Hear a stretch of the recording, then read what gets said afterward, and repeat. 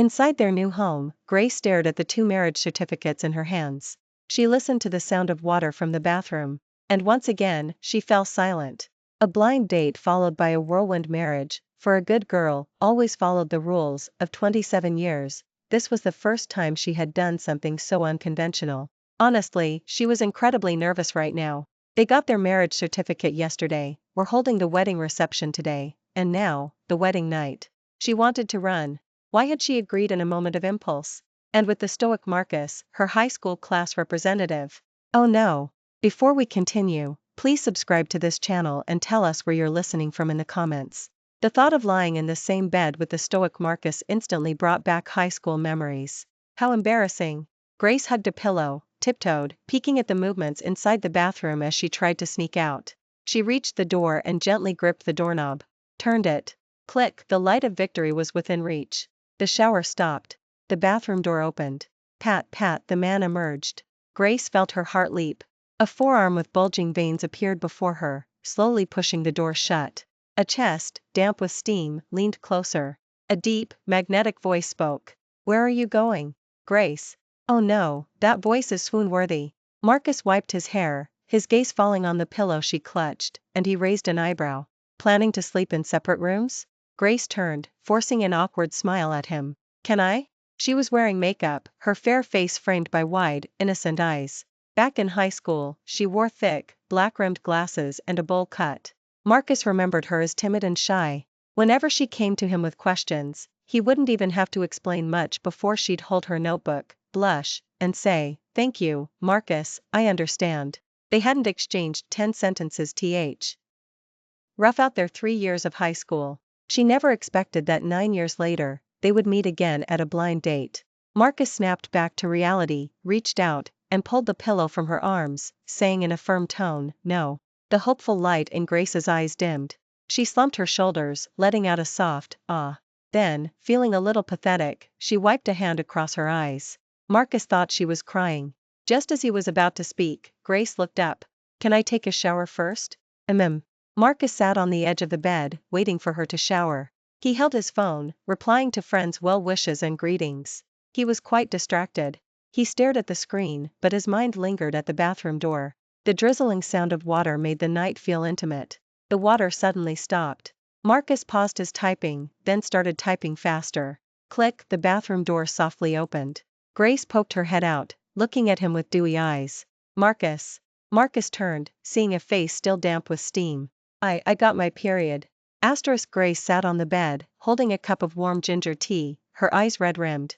Marcus had just retrieved takeout and was carefully reading the instructions.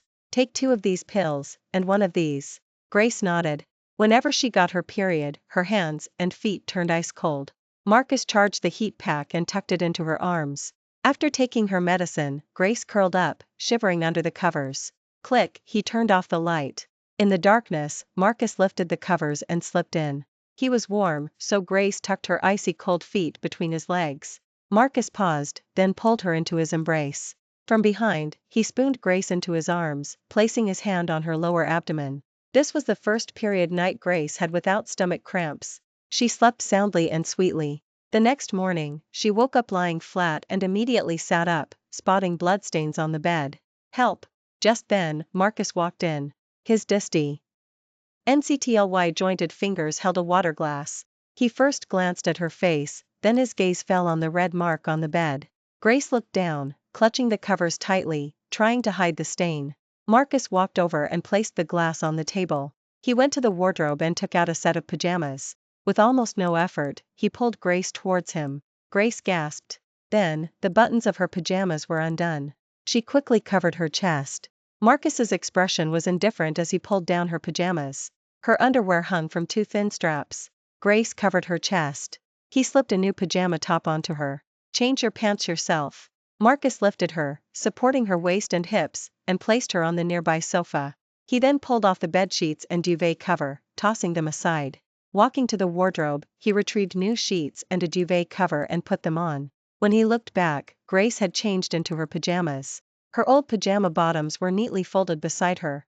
Seeing his gaze fall on them, Grace discreetly shielded the clothes. "Marcus, I can wash these myself." Marcus picked her up and placed her back on the bed. He put new socks on her feet. Grace found a heat pack tucked into her arms. The warm ginger tea is there, remember to drink it. Marcus picked up the stained bedsheets, duvet cover, and her dirty pajamas, and walked out. Grace opened her mouth to say that these wouldn't get clean in the washing machine. Her stomach didn't hurt. She slowly drank all the warm ginger tea. Placing the cup on the table, she lay on her side on the pillow and picked up her phone. Sarah, Gracie, are you awake? Grace glanced at the message, sent 24 minutes ago. Gracie, I'm awake. Sarah, so early? You just had your wedding night yesterday, and you're awake today? Looks like Marcus isn't up to par. Grace blushed, pulling the covers higher, and typed furiously on her phone. Gracie, no, I got my period yesterday. Sarah, dot. Sarah, so you too, eh? Still? Gracie, yep. Sarah, oh, intersection, oh. Grace put down her phone and stepped her fair feet into the cozy slippers, padding to the window. Outside in the yard, clean bedsheets, duvet covers, and her pajamas were fluttering in the breeze. Grace, ah. How embarrassing. Greater than over equal to less than over equal to asterisk. Oh, Marcus pushed the door open and saw Grace leaning on the windowsill, frowning slightly. Grace. Grace turned, covering her face. Good morning, Marcus. Marcus saw her wearing a white cotton nightgown. 2 pink little knees were visible.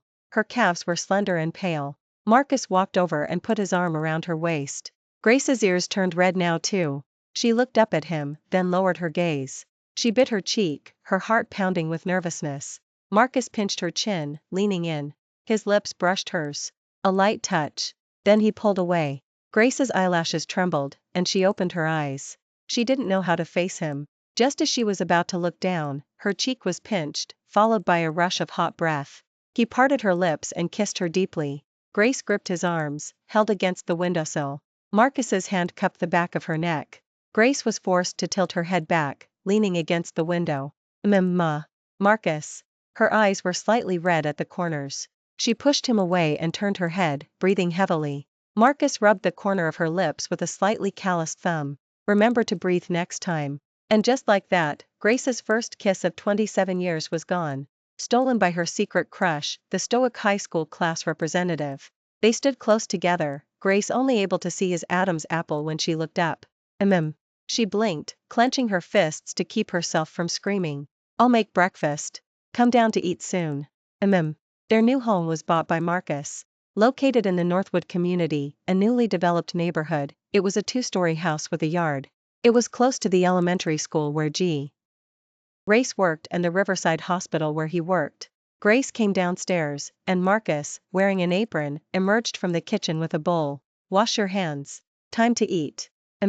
Breakfast consisted of sandwiches, egg custard, and mushroom, ham, and vegetable congee. Grace eagerly went into the kitchen to help get bowls and chopsticks. I don't have any surgeries scheduled today, just an outpatient clinic this afternoon. I'll drive you to school later. You get off work at 5:30 p.m.? Grace stacked 2 sandwiches together, attempting to eat them in one bite. Marcus glanced at her. Chewing in small bites can increase satiety. Grace restored the sandwiches to their original state. Oh. Marcus's sandwiches were truly delicious. She ate 3 in one go. Half a bowl of egg custard remained. But she drank 2 bowls of mushroom, ham, and vegetable congee. Marcus took the egg custard from her and scooped another half bowl of warm custard. Mixing them, the temperature was just right. Go change your clothes. I'll warm up the car outside. She changed her clothes and saw a thermos on the table. Marcus came in from outside. The thermos has warm ginger tea in it. Take it with you to drink on the way. Grace slung her backpack over her shoulder, carried the thermos, and got into the car. It had excellent interior space. Marcus had just gotten the car this year. Grace placed her backpack on the back seat and curiously looked around at the car's interior. If there's anything you want to decorate it with, you can buy some things to hang in the car. Grace turned to him. I can? Of course. They arrived on the road opposite the school entrance, and Marcus checked the time. Just in time. Grace unbuckled her seatbelt. She turned her head, meeting Marcus's eyes as he leaned closer. His eyes were dark and intense. Her breath hitched, and her eyes widened. What's wrong? Marcus looked into her eyes, then his gaze moved down her nose, finally settling on Grace's mouth. He pinched her chin, and his lips pressed against hers. The car was parked by the roadside, and the two of them leaned into a kiss. It wasn't until Grace's lipstick was thoroughly smudged that Marcus released her. I'm leaving now. Grace made to get out of the car. Marcus held her back. Touch up your lipstick first. Grace. She pulled out her compact mirror from her purse and applied lipstick. Marcus, I'm going now. Marcus retrieved her backpack from the back seat and handed it to her. These are wedding favors. Remember to share them with everyone. Marcus was very thoughtful. He remembered things Grace didn't pay attention to. I'll pick you up at 5:30 p.m. Grace pushed open the car door and hopped out. Goodbye, Marcus. Marcus nodded, stepped on the gas, and drove away. Grace waited until the car was completely out of sight before withdrawing her gaze and pressing her lips together. They felt warm and tingly. She guiltily glanced around. Then she walked into the school. Ms. Grace, congratulations on your wedding. The teachers in the office were all smiling. Grace handed each person a small box of wedding favors from the bag. To share in the joy. Oh, how thoughtful, one for everyone. My husband told me to bring them. I don't really know about these things myself. Grace was incredibly embarrassed, her cheeks flushed. As stepped into the hospital, he was met by several colleagues. Director, congratulations on your wedding. Marcus gave everyone a box of wedding favors. Likewise. Ryan pushed open Marcus's office door and took a box of wedding favors from his desk. He unwrapped one and ate it. Dr. Marcus, congratulations on your wedding. Marcus glanced at him. Not busy today? Ryan sat on a nearby stool. Not many people today. When can we get together for dinner? Bring along so we can meet her? Marcus nodded. I'll find a time. It's exam week right now, and she's a homeroom teacher, so she's quite busy. Alright, no rush. The candy. Really good. What brand is it? Did you pick it out? Marcus nodded. It wasn't this brand originally. I went to pick some out and changed it at the last minute. That explains it. I went early yesterday and got a different brand of candy. It wasn't as good as this one. I'll have to get some when I get a chance. I'm off. Also, could you take these to the shredder for me? Marcus pointed to a stack of papers on the table by the door. Sure. At noon, Grace ate in the school cafeteria. After getting her meal, she took a picture and sent it to Marcus. A little while later, Marcus sent her a photo back. Grace stared at her phone screen, smiling quietly to herself. Emily brought 2 cups of hot water. What are you looking at? You seem so happy. Grace's eyes curved into crescents. Nothing. Emily shook her head. I don't believe you. Is your husband texting you? Grace's eyes widened at her words. How did you know? Does it even need thinking about? Newlyweds are inseparable. It was the same when my husband and I got married 2 years ago. We both had honeymoon leave. You got married yesterday and came to work today, so you must have been reluctant to part.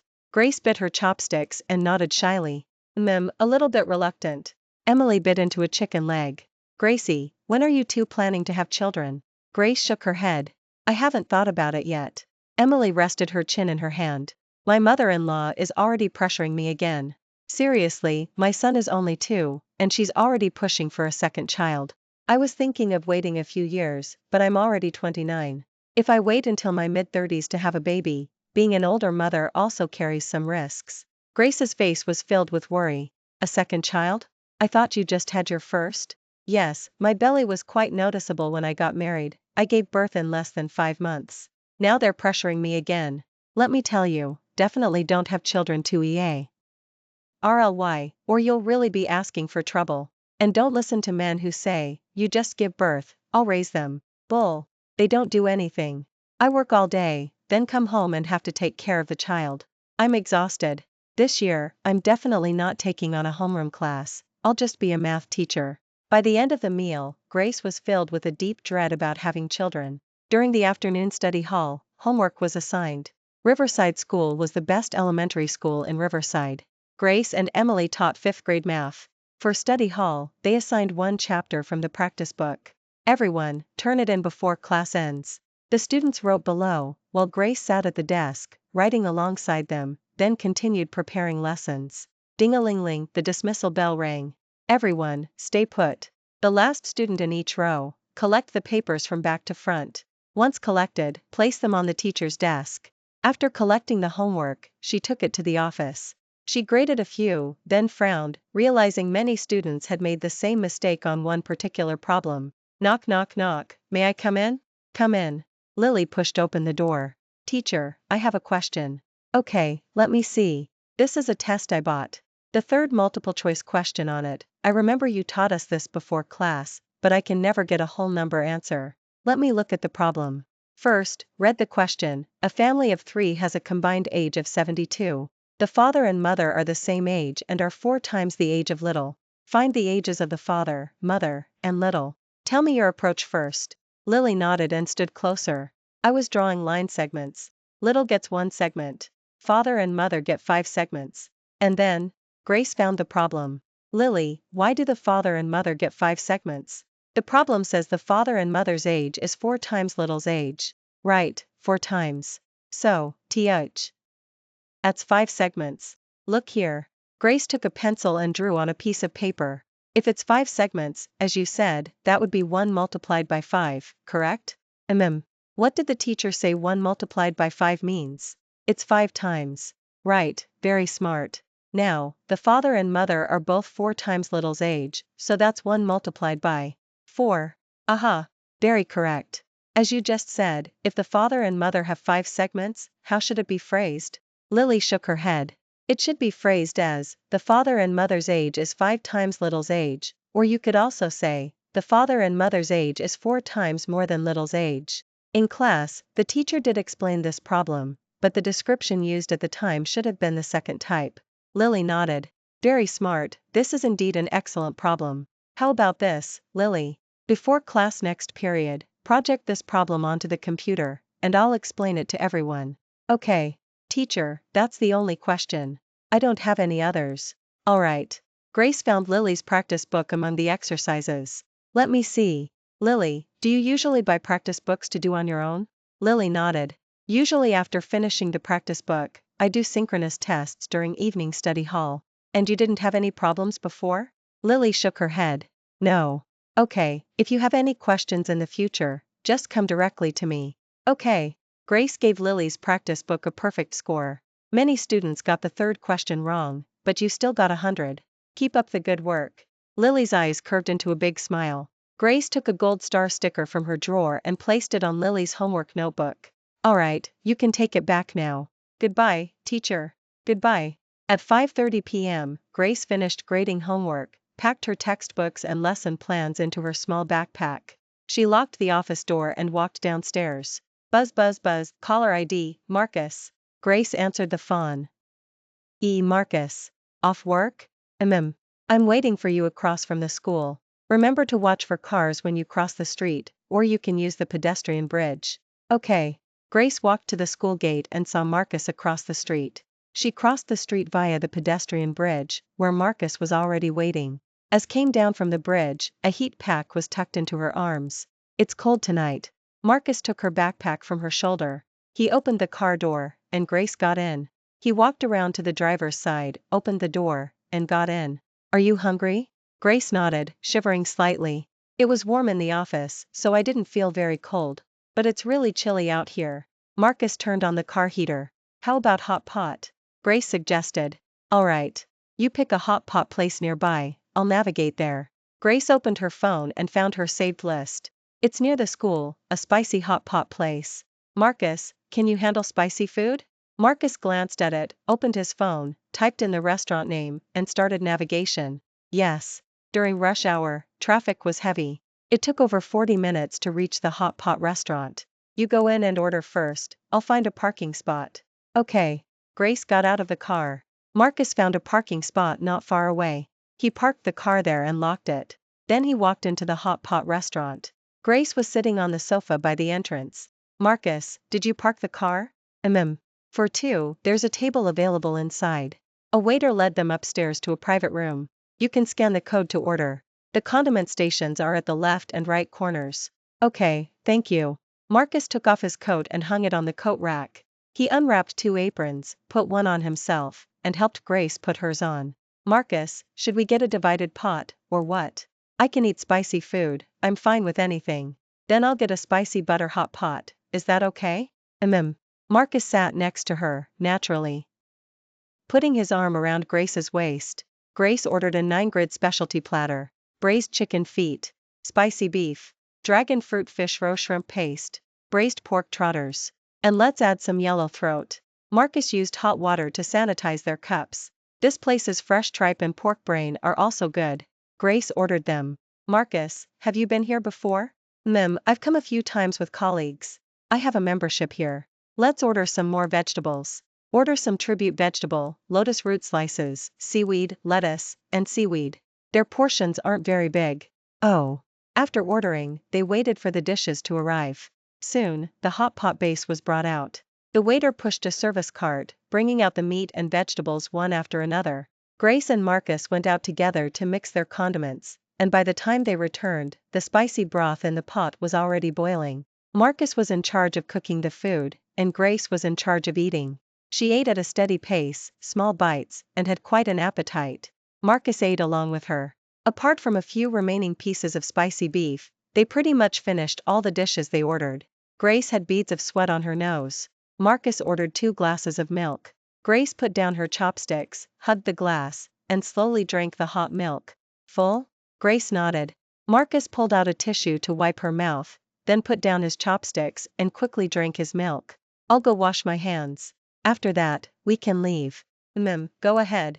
Grace finished her milk, and when Marcus hadn't returned, she put on her coat and walked to the restroom, where she saw a stern-faced Marcus being stopped by a girl in the hallway.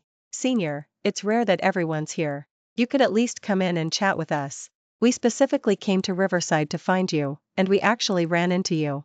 Don't ignore me. I really had no choice back then. You know I really wanted to graduate. Can I apologize to you? You? Just talk to me. Marcus ignored her, standing by the sink, washing his hands. After drying them, he looked up and saw Grace. Finished your milk? Grace nodded, holding his coat. Marcus pulled out a tissue, dried his hands, took his coat, and put it on. You wash your hands too.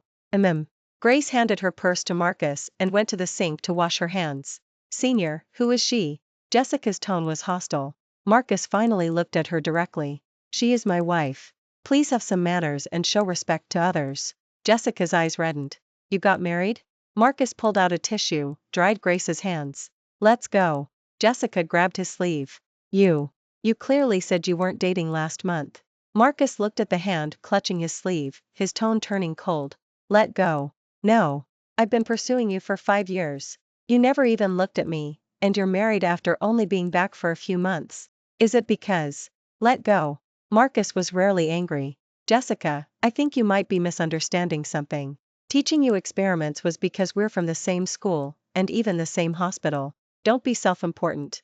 Also, I didn't expose you at the conference for plagiarizing my experimental data, which was already being exceedingly generous. If you had any decency, you wouldn't be making a scene here. He shook off her hand and protectively guided Grace away. Downstairs, after paying the bill, Marcus led her out. Grace glanced at Marcus's expression. He was expressionless now, no different from usual, and she couldn't tell if he was angry or not. Grace softly asked, "Was that your ex-girlfriend earlier?" Marcus shook his head. A junior from the same program. Grace nodded.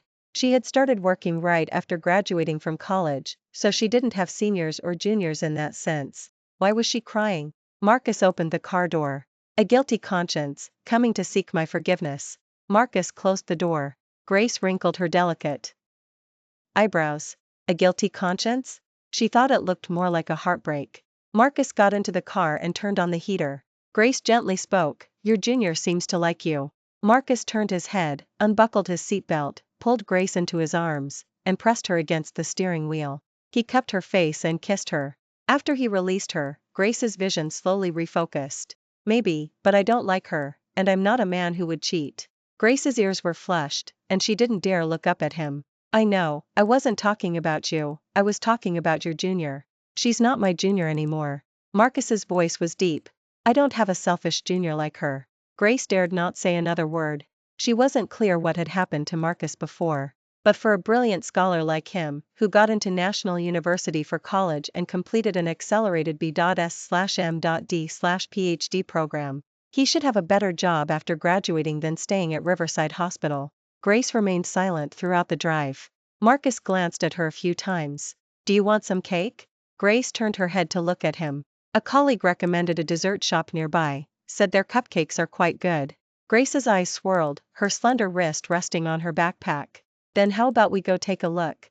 Hearing this, Marcus's lips curved up. He turned the car around, and following the navigation, they arrived at the cake shop in just 2 or 3 minutes. There were a moderate number of people. As soon as they pushed open the door, a sweet, rich aroma greeted them. Grace's eyes lit up at the first cupcake she saw near the entrance. However, considering she had eaten a lot of hot pot tonight, she decided to restrain herself. I'll just get one matcha grape cupcake. Marcus nodded. Waiter, one matcha grape cupcake. Anything else? Grace hugged his arm and shook her head. That's all. Is one cupcake enough? Grace tiptoed and leaned close to him. Cupcakes are best. Tea eaten fresh. When I want one, I can just come by myself to buy it. Marcus understood. All right. After paying, Grace carried the cupcake, walking beside him. Marcus opened the car door, and Grace got in. On the way, she stared at the cupcake in her hand, her mouth watering. For about 5 or 6 minutes, she seemed to be in an internal struggle. Grace couldn't resist and opened the cake box. She scooped a bite with a small spoon. Marcus, do you want some? Marcus shook his head. I don't like it. You eat it. Okay. Grace lowered her head and ate small bites. While stopped at a red light, Marcus saw her pale, rosy neck right in front of him. He reached out and gently squeezed it. Grace's eating paused slightly, and she looked up at him confused. Marcus, what's wrong? Marcus withdrew his hand, pretending it was nothing. Nothing. The cupcake wasn't big, and Grace was someone who loved to eat, so the small cake was quickly finished. When they arrived home, Grace hopped out of the car, watching Marcus obediently as he parked the car in the garage. When he came out, she ran up and threw herself into Marcus's arms. A matcha-flavored kiss for you. She looked up, her cheeks flushed. She tiptoed, grabbed Marcus's collar, and pulled him down. Her lips touched the corner of his mouth. A light touch. Then she pulled away. Good night. Grace was a little embarrassed, fidgeting. Before she could turn around, she was trapped in Marcus's embrace, his arms around her waist. She gasped softly, her hands pressed against Marcus's shoulders. She tilted her head back, yielding to the man's fervent plunder. Grace really struggled to breathe, so she turned her head, gasping for air in small breaths. Marcus pinched her chin, turned her head back, and continued kissing her. Marcus's kiss was as domineering, autocratic, and merciless as he was. Fierce like a wild beast. Grace was held by the waist, almost molded into his body. After he released her, Grace lowered her I'll go upstairs now. Marcus, you. Remember to turn off the lights. Gracie. Marcus looked at her. Huh? Grace mumbled. Marcus, is there anything else you want to tell me? Marcus glanced at her. Nothing. Oh. Grace scurried into the house. She covered her face, feeling her cheeks burning. Since she had her period, she couldn't shower, so she quickly washed up and changed into her pajamas. She heard the man's footsteps approaching the door. In a rush, Grace quickly loosened her hair tie, grabbed the covers, and dove under them. Marcus pushed open the bedroom door and saw that the bottles and jars on the vanity table hadn't been tidied up, and Grace had already burrowed under the covers.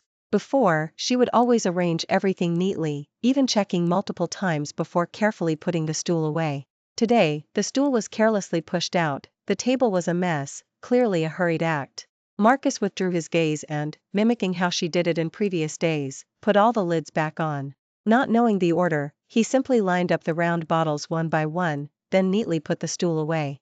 Only then did he go into the bathroom to wash up. The moment the shower turned on, Grace poked her head out from under the covers. She propped herself up on her slender wrists, looking around. Noticing that the items on the table had been tidied, she blushed, feeling a little embarrassed. Swish, the bathroom door suddenly swung open. Grace. Marcus. Time froze. Grace instantly threw back the covers, covering her eyes, and screamed. Marcus looked down, quickly raised a hand to cover himself, and turned around. Both of them were in a flurry. Marcus pulled on his bathrobe and, holding the hairdryer, went back into the bathroom. Grace, however, couldn't forget the scene in her mind. My eyes are ruined. My eyes are ruined. Marcus finished drying his hair, but Grace still hadn't calmed down. She hugged a pillow, practically clinging to the edge of the bed. She was almost about to fall off. Marcus walked over, wrapped an arm around her waist, and brought her back to the center of the bed. Marcus. The person under the covers called out tremulously. Marcus turned his head, his hand pausing as he was about to turn off the light. What's wrong? My period isn't over yet. Marcus fell silent. Her period, not over yet. Was she misunderstanding something? Marcus turned off the light. There was only one blanket. Grace rolled herself into a tight ball. He grabbed the edge and gently tugged. The person under the blanket let out a groan. He tugged again. Wahoo, the person under the blanket groaned once more. Now, it was Marcus's turn to be silent. He tentatively tried to reason with Grace. Gracie. MMPH, Marcus just. I didn't mean anything else. Just share the blanket with me a little. Grace just. She froze. Marcus gently tugged again. Finally, he could pull it. He held the corner of the blanket, just enough to cover himself, and was satisfied. Don't you feel suffocated, all tucked in under the blanket? Grace replied, No, I don't. A hint of helplessness flickered in Marcus's eyes. He sat up, pulled her and the blanket onto his lap. Stick your head out. Grace rummaged around inside the blanket, finally finding her way out. Marcus. Marcus tidied her hair. Go to sleep.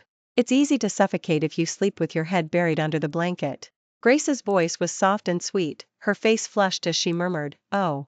Both felt quite awkward. Marcus explained himself, I didn't mean to just now. I thought you were really asleep. Too embarrassed to bring up what just happened, she quickly whispered, Marcus, I didn't see anything, don't worry. Let's just go to sleep and pretend it never happened. Marcus lifted the blanket and pulled her into his embrace. Pretend it never happened? Grace pursed her lips, let's sleep. Come on, sleep. She seemed to be telling Cuz, and also herself. Mumbling, she kept mumbling. Marcus found her endearing. He cupped Grace's face and leaned in for a kiss. Grace opened her eyes wide in confusion, flustered by Marcus's kiss. She hadn't even expected it. He kissed her until she felt drowsy, and only then did Marcus finally let go. Go to sleep. In the darkness, he sighed. Grace briefly cleared her head, then closed her eyes again, truly falling asleep this time. The next day, she woke up at 6:30. Grace had to go to work. As usual, Marcus made breakfast, which made her feel quite sheepish. She volunteered herself. Marcus, I'll make it. It'll be quick. You go get ready. Marcus nodded. Alright, don't make it too complicated.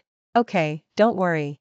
After getting ready, he went downstairs and smelled something delicious. Marcus paused, then belatedly realized what Grace's breakfast was. Instant noodles with an egg. And surprisingly, it was quite tasty. Grace's ears were slightly red. It's not really that good. Please excuse it, Marcus. Instant noodles are the only thing I've ever cooked. Marcus smiled. It's fine, I think it's delicious. It's actually been a long time since I had instant noodles. Grace knew he was trying to lighten the mood and comfort her. Feeling guilty, she still couldn't bring herself to look up. Oh. But slurping up the instant noodles with her chopsticks was quite satisfying. After finishing her meal, she put the dishes in the kitchen, then picked up her small backpack, a worried frown on her face. What's wrong? Marcus looked at her. Grace grimaced. Yesterday, I brought my textbooks and lesson plans home, intending to prepare, but they're going right back the same way they came. Marcus watched her. Grace sniffed. When I get off work today, I absolutely have to set aside 2 hours for lesson planning, where I won't know what to teach the students. Marcus nodded. Alright, if you forget, I'll remind you. Okay, Marcus, you're the best. I love you so much, babe. After her practiced line, the word babe just slipped out so naturally. Grace covered her face, mortified. Marcus, I didn't mean it like that. Marcus chuckled. It's fine. I often hear girls in the office calling each other babe, but it's the first time anyone's called me babe. It's quite new. Oh, Grace nodded, then looked down and opened her phone. On the surface, she seemed calm, but her ears were burning. The entire way, both were quiet, not uttering a sound. Marcus first dropped Grace off at school, arriving at the entrance of Riverside School. Grace, clutching her backpack, said, Bye, Marcus. Marcus nodded. Bye. I'll pick you up at 5:30 this afternoon, as usual. Okay. Arriving at the hospital, Marcus had a surgery scheduled for the morning, starting at 9 and lasting exactly 3 hours, finishing promptly at noon. As he removed his gloves, he instructed his assistant. Observe for 24 hours. No matter what issues arise during that time, notify me immediately. There shouldn't be any complications, but be vigilant. Also, no food or water for the next 2 hours. Explain it clearly to the family. I don't want a repeat of last time. Understood. Ethan approached him. Dr. Marcus, there's a girl downstairs asking for you. Says she's your junior. Marcus's eyelids lifted slightly, his tone turning cold. I don't know her. Tell security to make her leave. Ethan shook his head, looking troubled. You should probably go downstairs. The girl has a knife and is claiming you have an unclear relationship with her. A lot of people in the lobby are recording videos. If you don't go down now, she'll just spout nonsense, and if it gets posted online, it could cause a huge misunderstanding. Marcus's movement to lift his foot paused, and he changed direction. All right. Downstairs, there were indeed many people. Although security was already trying to disperse the crowd, Jessica's frantic behavior still drew a lot of attention. She was quite pretty herself, the type of a good girl, always followed the rules that elders liked. Yet at this moment, her clothes were disheveled, and her words seemed somewhat deranged. Dr. Marcus is here. Make way, Dr. Marcus is here. The crowd parted, creating a path, and Marcus walked to the front. He looked coldly at Jessica. I'm here. If you have something to say to me directly, say it. Jessica shivered all over, her aggressive demeanor instantly fading. Senior, I apologize to you. It was wrong of me to plagiarize your data before. I apologize. Honestly, I was completely misguided at the time. I really wanted to graduate, I felt helpless. I wasn't cut out for a PhD in the first place. You always helped me, you helped me revise papers, conduct experiments, looked at data with me, so I felt that if I took your data, you wouldn't be angry. I didn't realize that data was so important. If I had known, I would never have taken it. I didn't mean to make you lose your job, really, believe me. When the professor confronted me, I was so scared. Everyone was looking at me, I was nervous, that's why I said I hadn't plagiarized your data. Senior, I'm truly sorry, I'm so sorry. I wasn't thinking straight. I regret it now. Since you left the capital, I haven't been able to eat or sleep well. I always feel like everyone else is laughing at me, that they're isolating me. I'm apologizing to you, and before coming here, I already explained to the dean and the professors that I was the one who plagiarized your data, and you are innocent. Senior, I've explained it. Even if I didn't explain it then, I'm explaining it now. Can you forgive me? I know you've always been very kind, always so good to me. Please, just forgive me this one time, okay? Truly, I'll never do anything like that again. Marcus put his hands into the pockets of his lab coat. Jessica, I think you've always misunderstood. Last night, why? Oh, you kept hounding me, I already explained. I helped you because we were from the same academic family. The professor assigned me a task, and I had to complete it. Even if my junior hadn't been you, I would have put the same effort into teaching her how to do experiments. It had nothing to do with you personally. Regarding your plagiarism of my data, and your refusal to show remorse even after being exposed, I will not forgive you. It is indeed regrettable that you never faced consequences, especially now, as you're playing the victim, causing a scene and yelling at my workplace. I hope you won't behave like this again in the future. There is no fellow student bond between us as you claim, nor any romantic love you fantasized about. I am married, and I love my wife very much. If you continue this harassment, I won't hesitate to call the police. Furthermore, anyone present who records and uploads videos to the internet without my permission is infringing upon my rights to privacy, reputation, and likeness. I advise everyone to think twice before acting. After saying this, Marcus turned and left. Jessica hadn't expected Marcus to refuse to give her an easy out in front of so many people. Her face red, she looked at the surrounding crowd, who were pointing and whispering about her. What are you staring at? Are you sick? Get lost, all of you. And you, what are you looking at me for? You're so ugly, and your gaze is perverted. Are you crazy? No wonder Dr. Marcus just said you were deluded about his intentions. Did I even look at you? You're such an idiot. Jessica could go wild, but when she encountered a man who could genuinely outcurse her, her aggression completely vanished. Her face red, she glared at the people around her, then burst into tears and ran away. Despite prior warning, the video still went viral online. 99.9% of the reason was that Marcus was simply too handsome. He had a model's physique, a chiseled face. He looked every bit as good as any young celebrity on screen. Even in such a blurry and shaky video, he was still strikingly handsome. Many comments claimed he was their high school crush, their idol. A brilliant student, who completed his accelerated B.S/M.D/PhD program at National University. In the end, many people were curious about who Marcus's wife was. However, after searching for a long time, no one could be found. After finishing her first 2 classes, Grace returned to the office. She poured herself a cup of hot water and began eating a snack. Olivia dragged a stool over and sat beside her. Gracie, come look at this quickly. A cardiac surgeon from Riverside Hospital has gone viral. Oh my gosh, he's so handsome. Why is he married? If he wasn't, I'd definitely go after him. Grace, holding her cup, saw Marcus's face and couldn't help but spit out a mouthful of water, waving her hand and coughing. Her entire face was red. Finally done coughing, she wiped her mouth. What? What happened? Olivia gazed dreamily at her phone screen. You can check the forums, he's probably all over them right now. Oh, no, not probably, it is him. Oh my god, my crush. My idol. I've got new material for my dreams tonight. Grace's face immediately turned red, then pale. She didn't know what to say. Many videos had gone viral. Likes numbered in the millions. The comments section was even worse. Grace clicked to view some, and her face turned crimson. She stammered, isn't he afraid of getting banned? She turned her head and saw that Olivia had already made Marcus's photo her phone's wallpaper. Grace was speechless. Of all this, Marcus remained completely unaware. At 5:30 in the afternoon, Grace stood at the school gate. Seeing's car, she quickly jogged over. Don't get out of the car. Marcus was bewildered. What's wrong? Quick, put on this mask.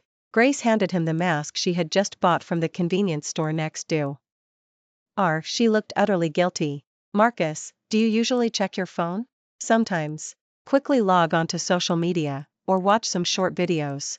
Right now, you've gone viral on all the major platforms. Marcus, all the female teachers in our office are your fans now. Marcus looked at her. What? The video of you at the hospital today went viral online. Marcus frowned. I told them not to upload it online. Even if you told them not to, people upload it, then delete it, Marcus. You won't find any evidence. Videos are flying everywhere now. Oh my gosh, we can't let anyone find you here. Grace put the mask on him, then took a look. Oh my goodness, Marcus, you're so handsome it's outrageous. Even with a mask on, your charisma is just incredible. Grace was beaming. She was focused on describing how utterly captivated everyone around them was by Marcus. You don't even know, one of the teachers in my office, she's usually so picky about looks, and she spent the whole afternoon today praising how handsome you are. Grace excitedly turned her head, meeting a pair of dark eyes. Then, her voice abruptly stopped. Grace, hugging her backpack apologetically, whispered, Marcus, I'm sorry, I got a little too carried away just now. Please don't mind me. It's just that it's the first time I've seen someone I know appear in a video, and everyone was saying how handsome you are, so I just felt really happy inside. Marcus nodded. I know you didn't mean anything else by it. They soon arrived home, and Grace's excited mood from the afternoon began to calm. Belatedly, she started to worry. Marcus, with so many people spreading your video, isn't that a bad thing? Marcus shook his head. This kind of viral moment, as long as we don't try to cash in on the attention, people will quickly stop noticing. There will likely be a new flavor of the week by tomorrow night at the latest. I'm not worried. That's just how the internet is, a busy world, too many distractions. No one will like me forever. Especially a stranger, remembering me just because of one sentence from me, that's truly rare. Grace nodded, her eyes narrowed, seemingly lost in thought. She was actually wondering if, while riding this wave, she also changed her wallpaper to Marcus's photo. Would anyone suspect anything? Probably not, since no one knew her husband was Marcus. If others could use Marcus's photo as their wallpaper, then so could she. Grace's eyes suddenly lit up. She even had a hint of eagerness. She pursed her lips, excitedly looked down to open her phone's photo album, only to find she barely had any photos of Marcus. She thought for a moment, then stealthily, while Marcus was driving, snapped a photo and set it as her wallpaper. Perfect. Grace thought to herself, she really was so clever. Tomorrow afternoon, I have a major surgery that might run late. I just heard the weather forecast says it will rain tomorrow. Remember to bring an umbrella. Okay. The next day, it indeed rained heavily. In the morning, Marcus drove Grace to school, and the sky was already gloomy. Achoo. Grace sneezed. Marcus frowned. Are you catching a cold? Grace didn't think so. She rubbed her nose. My nose is just a bit itchy, I'm not sick. This explanation, coming from a doctor like Marcus, obviously held no convincing power. As she was about to get out of the car, Marcus gently pinched Grace's ear. I'll pick you up this afternoon. Stay in your office for now, and if you feel unwell at all, go straight to the hospital. Okay. Grace was reluctant to go to the hospital. She didn't think it was a big deal. Why go to the hospital? The rain grew heavier, turning into a torrential downpour by past 11 in the morning. Closer to 5 in the afternoon, the school suddenly lost power. The sky was gloomy, and visibility in the classroom was very low. At that moment, Grace was writing on the whiteboard when the classroom suddenly went dark. The students started ing restless. She put down the chalk, stood at the podium, and clapped her hands. Class, quiet down. No talking. Shoo, soon, the classroom became quiet. Alright, everyone close your eyes now. Did you all watch the eye exercises I asked you to learn yesterday when you got home? Yes, we did. Are there any little ones who didn't watch it at home? No one uttered a sound. Grace looked around. Alright then, I'll play the eye exercises music on my phone for everyone. Close your eyes and do them properly. For those little ones who didn't watch it at home, don't worry. The eye exercises I taught you in class before can also be used. So, everyone close your eyes now. Are you ready? Yes, we are. Begin. After about 2 sets of eye exercises, the dean of students walked to the classroom door. Ms. Grace. Grace walked over. What's up? The school announced that students should pack up. It's time for dismissal. Okay. Grace sent a message in the parent group chat. Ms. Grace, dear parents, due to weather conditions and a power outage at school, dismissal will be 1 hour early. Parents who pick up and drop off their children, please arrive an hour earlier. Please ensure safety on your way. Many parents arrived on time, but the parents of 5 or 6 little ones were still on their way. Grace gave each of them a cup of hot water. The little ones sat on stools, their eyes wide and round. Ms. Grace, are your mom and dad coming to pick you up? Grace paused. Teachers also get picked up by their families. Oh. The last little one was picked up by her grandma, who helped the small child put on her raincoat. Bye, Ms. Grace. Bye, Chloe, be safe on your way. See you tomorrow. Grace had just locked the door and was heading towards the stairwell with her umbrella when she saw Marcus approaching, carrying an umbrella. She paused. Marcus? Marcus took out a coat and draped it over her shoulders. He took Grace's backpack. I just ran into an old lady and scared her where Ms. Grace, the 5th grade, 3rd class teacher, was. She said upstairs, that's where you'd be. Grace chuckled. That was one of my students. Marcus nodded. Marcus, didn't you say you had a surgery today? How did you manage to come early? As they exited the school building, Marcus put his arm around her shoulder. It's already past 6:30 in the evening, it's much later than usual. Grace exclaimed, oh. I thought since we had early dismissal today, I'd definitely get to leave early. Once in the car, Marcus put the umbrella in the back. I bought you some hot bubble tea outside. Have a few sips. Grace touched the bubble tea cup, it was still hot. Marcus, you have a few sips first. Marcus shook his head. No need, I'm not cold. It was quite warm on the way here. A new grilled fish restaurant just opened nearby. I heard from my colleague that it's pretty good. Want to go try it? Sounds good. Grace nodded, took a sip of bubble tea, and looked out at the rain. The rain is so heavy today. They'll probably announce school cancellation for tomorrow soon. No sooner had Grace spoken than a notification appeared in the group chat. School was cancelled for tomorrow. Yay! Finally, a day off. Marcus smiled. Indeed, finally, we can sleep in. Marcus, do you still have to work tomorrow? Yes, I don't have a shift tomorrow morning, but I have an outpatient clinic in the afternoon. Oh my goodness, Marcus, you can do it. I'll be cheering you on. Marcus nodded. Okay. The grilled fish restaurant was bustling. Despite the bad weather today, it was still crowded. When they first arrived, there were no empty tables, but after waiting about 10 minutes, one finally became available. For 2? You can scan the QR code to order.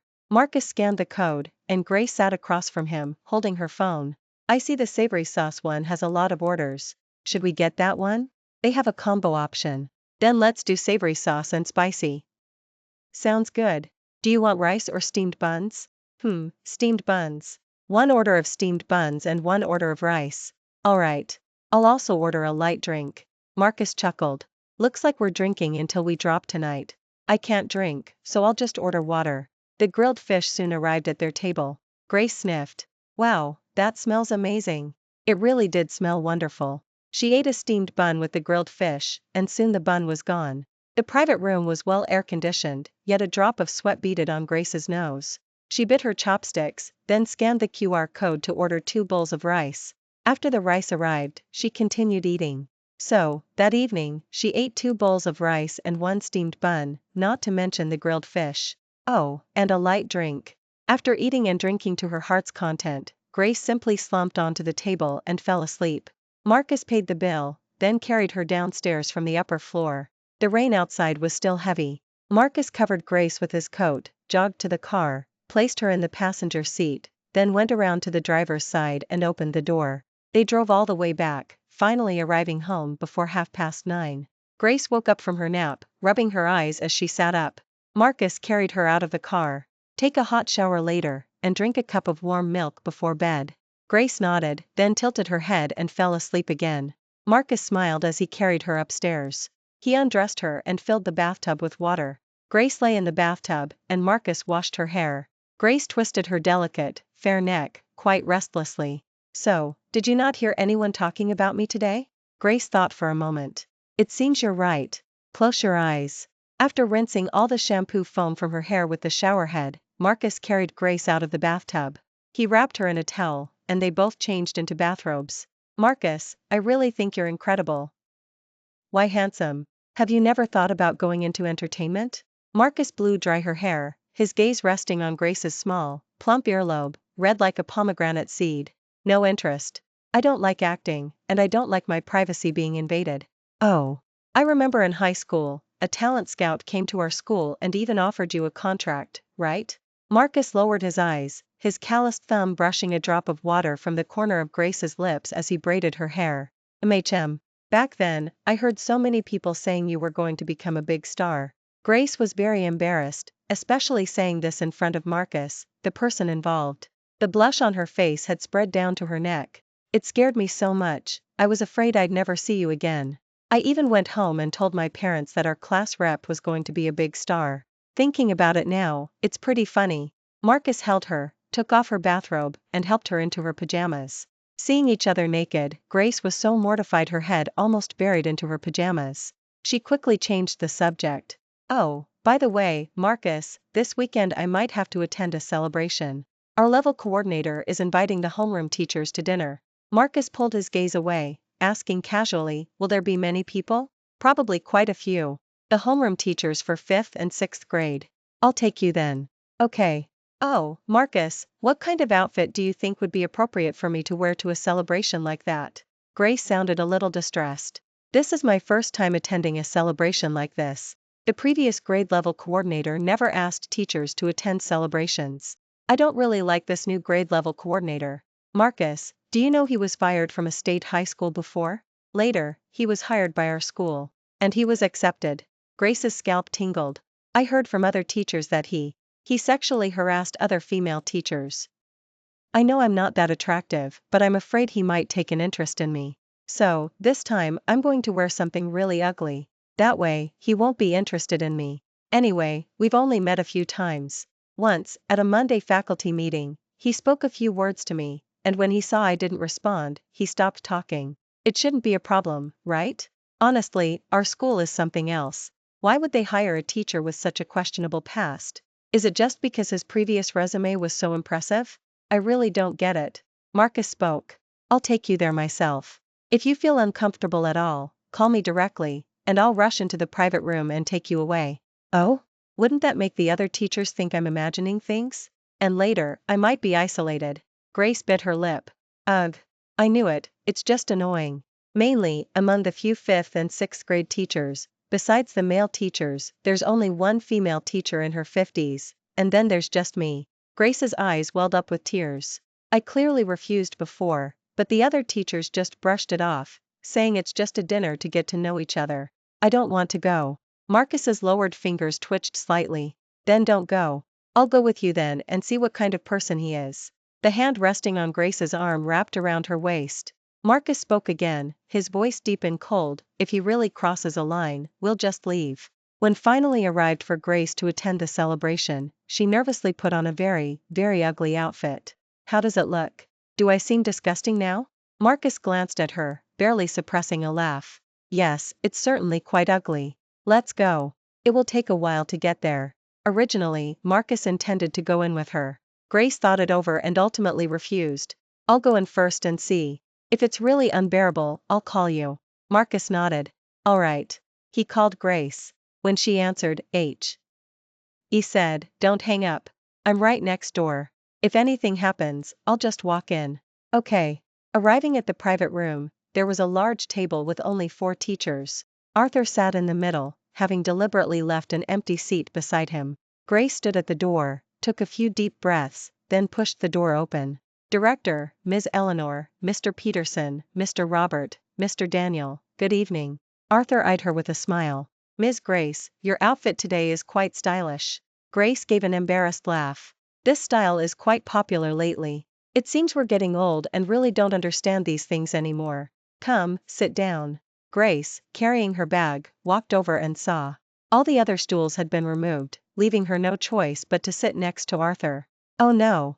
It couldn't be more obvious. Grace pursed her lips. Director, about that, I think I'd prefer to sit on the outside. Perhaps, Ms. Eleanor, you could move to the inside seat? Ms. Eleanor said, standing up, all right, Ms. Grace, you're being too formal. Director thinks highly of you, which is why he specifically saved that seat for you.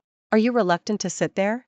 Mr. Peterson, with his prominent belly and narrowed eyes, spoke, look, for this dinner, several of us senior teachers arrived early, but you, a junior teacher who's only been here a few years, certainly know how to put on airs. We said dinner was at 7, and you show up at 6:50. Isn't that a bit much?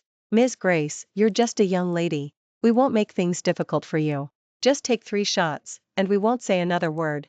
Mr. Roberts' expression turned sour. I say, Mr. Peterson, you're being a bit excessive. We're all here for dinner, and several other teachers didn't show up, but you didn't say anything about that. Ms. Grace is so young. You're making a young lady take 3 shots. Ms. Grace, sit over here and don't drink anything. We shouldn't let such behavior slide. Grace pursed her lips, holding her cup, and stood by the table. Knock, knock, knock. A server pushed open the private room door and entered. Excuse me, is there a Grace here? Grace turned her head. That's me. Oh, your husband, Mr. Marcus, just called. He said he'll be here in 10 minutes to pick you up to go home. There's something urgent at home. Okay, thank you. Grace turned her head again and saw that everyone at the table was unsettled. Ms. Eleanor broke the silence. Ms. Grace is married? Grace nodded. Just recently. Oh, no wonder. Going out alone this late, your husband must be worried. I'll order some dishes.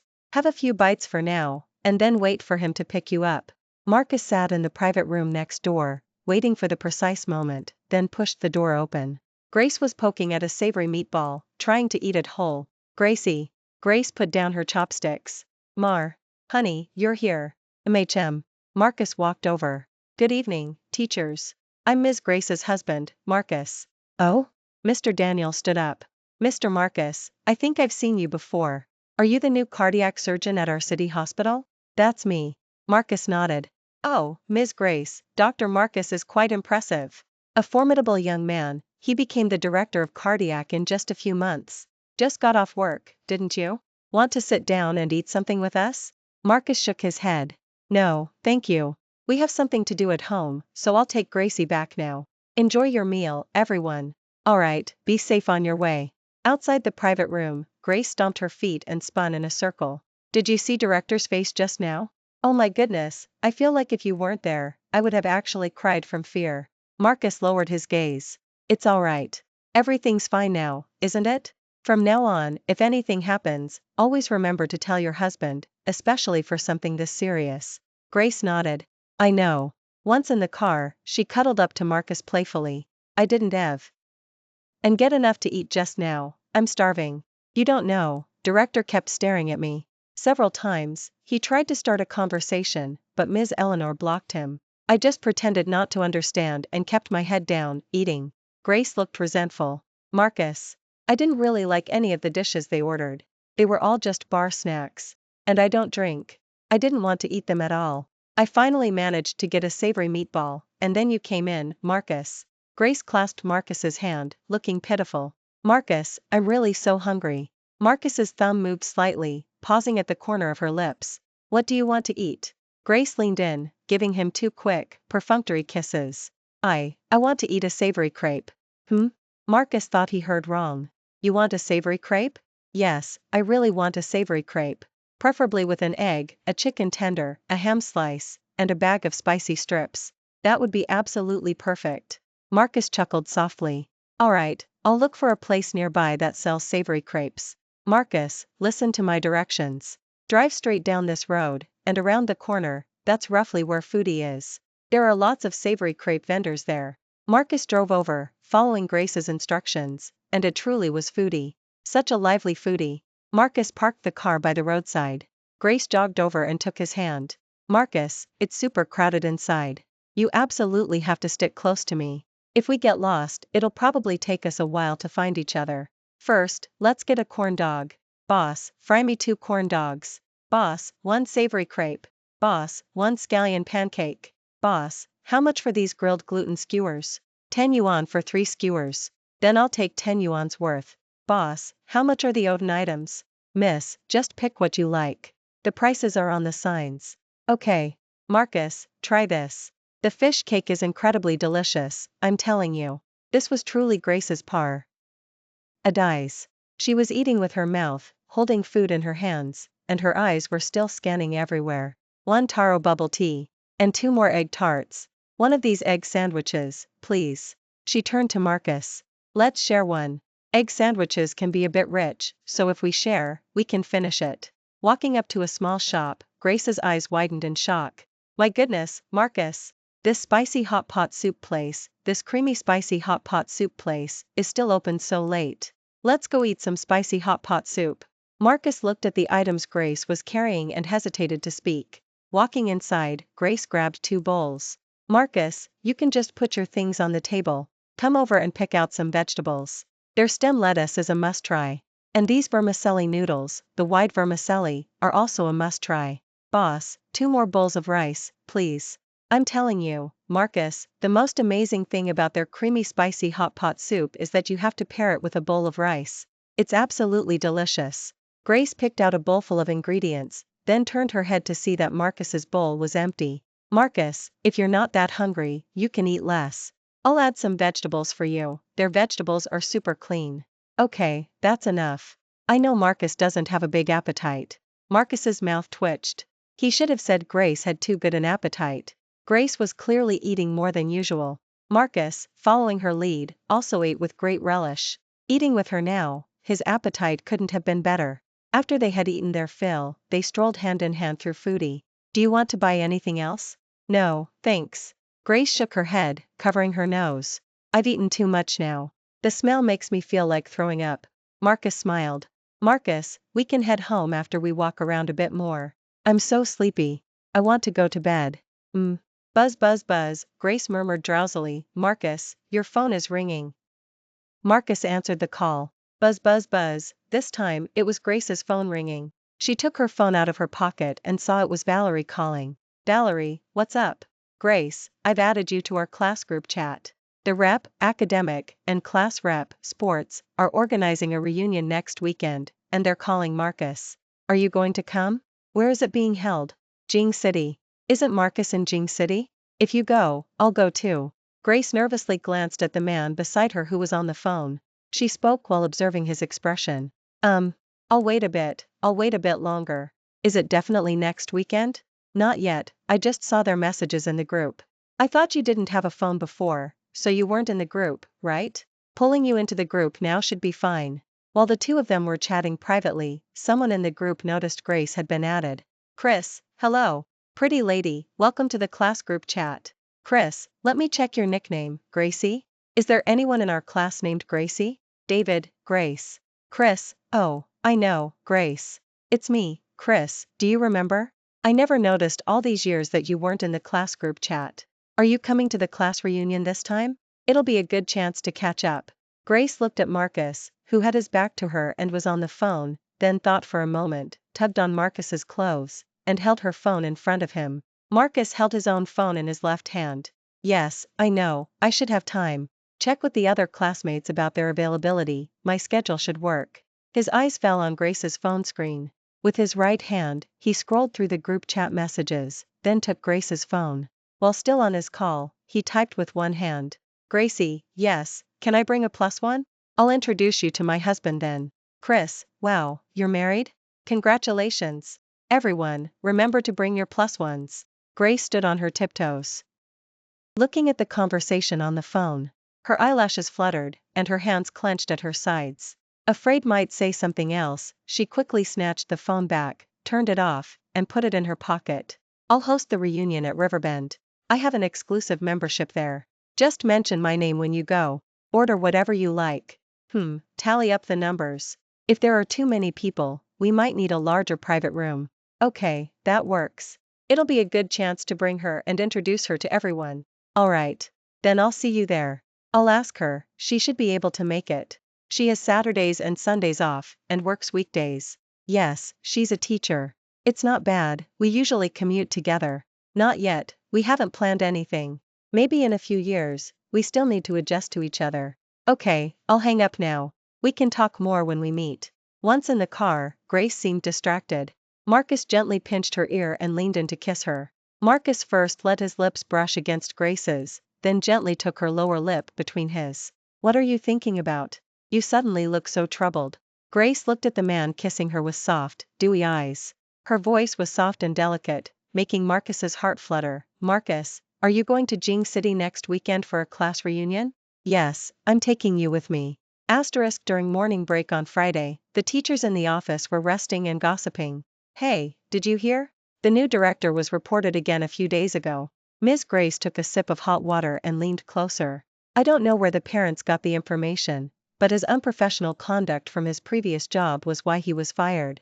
Someone must have reported him for coming here. Chloe bit into a chocolate bar. Today, I saw several leaders from the school board here. Olivia lowered her voice. Several parents, all mothers and fathers of girls, said that having such a teacher in school is like putting a ticking time bomb on their children. If isn't fired, they'll transfer their children. They even recorded videos and posted them online. Ashley took out her chocolate pie. Before, at the school where Arthur was in charge, many teachers and students also commented online, saying how terrible he was. I'm guessing we're going to get a new director again. Olivia's eyes widened. Isn't that the truth? I always thought he had a creepy look in his eyes when he looked at people. She lightly snorted, especially when he looks at Ms. Grace. His eyes just seem to be glued to her chest and rear. Ashley hugged her arms, scrunching up her face. Ugh. That's disgusting, isn't it? Ms. Grace has a great figure. Chloe stroked her chin. What are you talking about? Arthur looked at you two the other day. You had your back to him, talking with a few teachers, and I was curious, so I followed his gaze, and it was on you. Ashley didn't say anything. Chloe thought she didn't believe her. Weren't you wearing a pink skirt that day? I told you to change it. Oh my goodness. I can't even think about it, just thinking about it makes me sick. Grace held her water cup, her face filled with horror. After school, when they got in the car, Grace, holding her backpack, spoke to Marcus, still shaken. Today, several of us female teachers were talking together. Marcus fastened her seatbelt. Arthur is going to be driven out. Grace rested her chin on her hand. He needs to go quickly. He's just too much. He not only stared at me, but also at other teachers. The female teachers in my office told me he even often stares at my rear and my chest. Marcus's expression turned cold for just a moment, then returned to normal, making it impossible for anyone to tell anything was amiss. Oh my goodness, isn't that just terrifying? The thought of it sends a chill down my spine. He unfastened his seatbelt, pulled Grace into an embrace, and squeezed her slender waist. Marcus, do you think someone like him will go on to harm teachers and students at other schools? Grace furrowed her brows, her hands resting on his shoulders, her eyes full of worry. I really can't imagine what would happen if a female teacher actually got harmed by him. A cold glint flashed in Marcus's eyes as he spoke. He won't. He won't have that chance again. Grace nodded. Just as she was about to get up, the arm around her waist pulled her back. I hope so. People like him never realize their mistakes, and might even think others are wrong. It was only then that she fully realized she was in Marcus's arms, his warm breath caressing her cheek. Grace instinctively recoiled slightly. She closed her eyes, leaned in towards Marcus, and gave him a quick peck. I love Marcus the most. Thank you for listening to today's story. If you like this video, please give it a thumbs up and share it with friends. We look forward to hearing your thoughts in the comments section. Feel free to share your views, and don't forget to subscribe to our channel for more exciting stories. See you next time.